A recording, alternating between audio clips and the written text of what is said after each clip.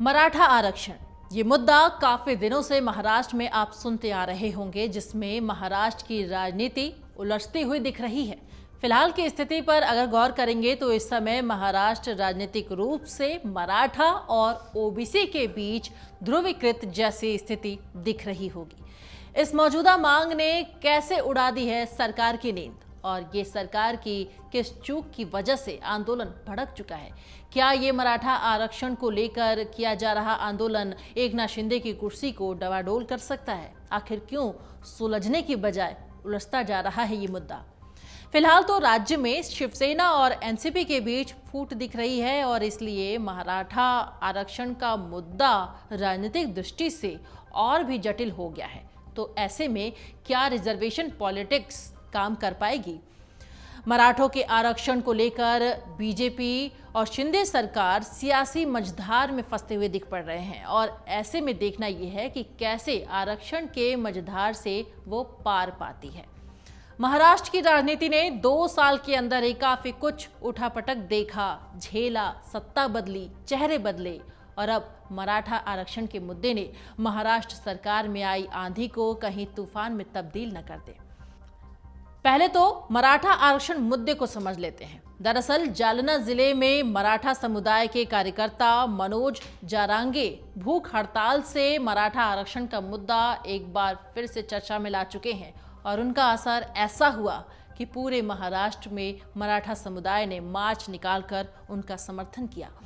राज्य विधानसभा और लोकसभा चुनाव नजदीक आते ही अब ये मांग जोर पकड़ रहा है, और साथ ही साथ ऐसे में ये भी जान लेते हैं कि मनोज जारांगे की मांग आखिर है क्या, आरक्षण की वर्तमान स्थिति क्या है, ओबीसी समुदाय की क्या भूमिका है, और इससे कैसे उलझ गई सत्ता पर काबिज राजनीति।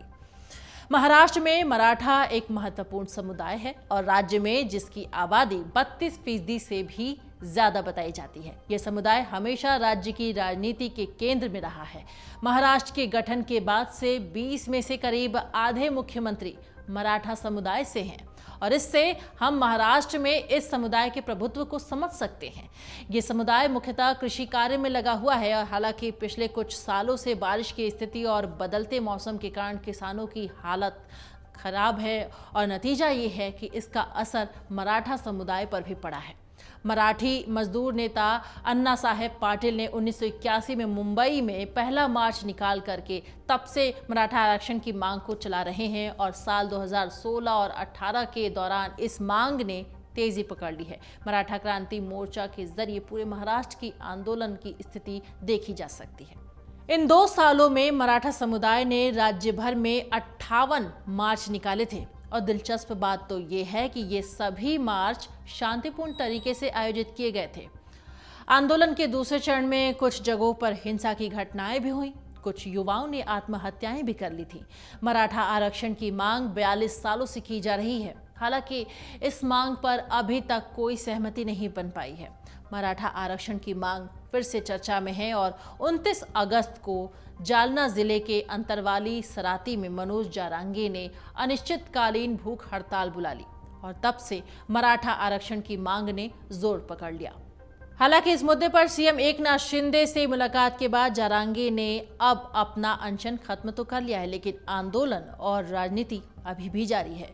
मनोज जारांगे ने ये मांग की है कि मराठा समुदाय को पिछड़ा वर्ग से जुड़ी एक जाति कुणबी का प्रमाण पत्र दिया जाए। अगर ये प्रमाण पत्र प्राप्त हो जाता है तो मराठा समुदाय को ओबीसी के लिए आरक्षण मिल जाएगा। अब आइए इस गंभीर मामले में सरकार ने कहां चूक कर दी वो भी जान लेते हैं। बीते 2 सितंबर की बात है। जालना में पुलिस ने लाठियां और आंसू गैस के इस्तेमाल करके प्रदर्शनकारियों को तीतर-बीतर करने की कोशिश की थी। इससे 40 के आसपास लोग घायल भी हुए थे, और बस फिर क्या था, राज्य भर में मराठा समुदाय आग बबूला हो गई, और इस आंदोलन को पूरे राज्य से समर्थन भी मिलने लगा। दूसरी ओर राज्य सरकार की कड़ी आलोचना भी होने लगी, और देवेंद्र फडणवीस को माफी भी मांगनी पड़ी। मनोज जारांगे ने भूख हड़ताल भी जारी रखी, जिससे आंदोलन को और भी धार मिल गई, और उन्हें मनाने के लिए कई नेता जारांगे से मिलने तक लगे। राज्य में बिगड़ती स्थिति को सुधारने और अपनी सियासी जमीन खिसकते देख 7 सितंबर को राज्य सरकार ने मराठवाड़ा के मराठों को कुणबी प्रमाण पत्र जारी करने का एक सरकारी फरमान भी जारी कर दिया। और अब मराठा समुदाय की ओर से मांग की जा रही है कि मराठा समुदाय को कुणबी प्रमाण पत्र देकर उन्हें ओबीसी आरक्षण का लाभ दिया जाए।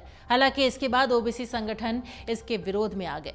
अब वर्तमान में राज्य में 13% अनुसूचित जाति हैं, 7% अनुसूचित जनजाति हैं, 19% ओबीसी, 2% विशेष पिछड़ा वर्ग, 3% विमुक्त जनजाति, 2.5% घुमंतु जनजाति और 3.5% आरक्षण घुमंतु जनजाति के लिए हैं। धनगर जैसे समुदाय के लिए 3.5%, जबकि वंजारी समुदाय को 2% आरक्षण दिया जा रहा है। और इसके साथ ही राज्य में आर्थिक रूप से कमजोर वर्ग के लिए 10% आरक्षण का प्रावधान है, जिनकी वार्षिक आय 8 लाख से कम है। महाराष्ट्र की राजनीति कुल मिलाकर उलझ चुकी है। वजह फिलहाल तो यही है कि फिलहाल मराठा समुदाय की मांग ये है कि उन्हें ओबीसी कैटेगरी से आरक्षण दिया जाए। इस मांग से ओबीसी वर्ग के लोगों में बेचैनी पैदा हो गई है और इस मौजूदा स्थिति के कारण महाराष्ट्र राजनीतिक रूप में मराठा और ओबीसी के बीच ध्रुवीकृत तरह से दिख रहा है।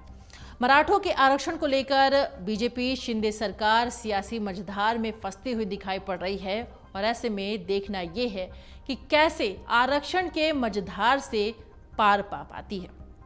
महाराष्ट्र में चुनाव की दस्तक भी होने वाली है और उससे पहले लोकसभा चुनाव भी है और ऐसे में मराठा आरक्षण को लेकर उठी मांग राज्य सरकार के लिए बड़ी चिंता का सबब बन चुकी है। और मराठा आरक्षण को लेकर पिछले 2 सप्ताह से आंदोलन चल रहा है। मराठाओं के लिए ओबीसी का दर्जा दिए जाने की मांग कर रहे हैं और इनका कहना है कि सितंबर 1948 तक निजाम का शासन खत्म होने तक मराठाओं को कुणबी जाति में माना जाता था और ये ओबीसी वर्ग में आते थे। इसलिए अब फिर इन्हें कुणबी जाति का दर्जा दिया जाए और ओबीसी में शामिल किया जाए। अमर उजाला अब आपके टीवी पर भी। अपने स्मार्ट टीवी पर YouTube पर सर्च करें अमर उजाला, चैनल सब्सक्राइब करें और देखें ताजा खबरें, वो भी HD क्वालिटी में। और हाँ, बेल आइकन दबाना ना भूलें ताकि हर खबर हो आपके घर। अमर उजाला, निष्पक्ष, निर्भीक, निरंतर।